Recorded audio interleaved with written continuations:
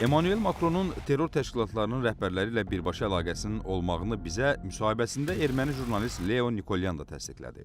Leo Nikolyan hətta Macronun onu terrorçuların liderləri ilə hədələdiyini də bildirdi. Monsieur le Président. Et je lui dis, Président. Bir neçə ay sonra mən Makronu küçədə görərkən, cənab prezident, sizi vətəndaş kimi salamlayıram dedikdə, bütün mühafizəçiləri ilə birgə qaçıb yanıma gəldi, hal-əhval tutdu. Mən əhvalımın pis olduğunu dedikdə xoş gəlmədi. Halbuki dediklərim hamısı qanun çərçivəsində idi. Təhqirsiz, zorakılıqsız.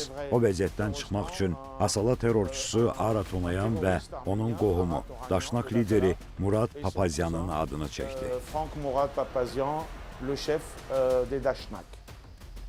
Voilà. Évidemment, Ertəsi gün mənə qarşı təqiblər başladı. Hər dəfə küçəyə çıxanda polis məndən sənəd tələb etdi. Hər dəfə sənədi yoxlamaq üçün bölməyə apardılar.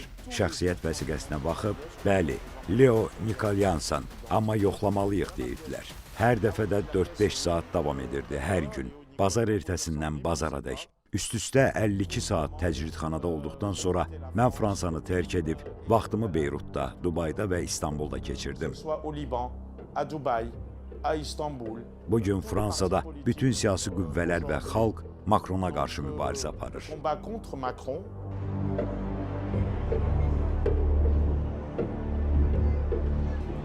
Terror təşkilatları Fransa üçün problem yaratmırsa, onların Parisdə fəaliyyət göstərməsinə biganə qalmaq problem deyil. Yəni, Macron hakimiyyətinin əsas məqsədlərindən biri həmin terror təşkilatlarını Parisdə bəsləyib, başqa ölkələrdə faciələr törətməkdir. Belə bir eybəcər, iyrənc siyasət Emmanueli siyasətin kvazimodasına çevirib. O, sözün bütün mənalarında öz ampulasındadır.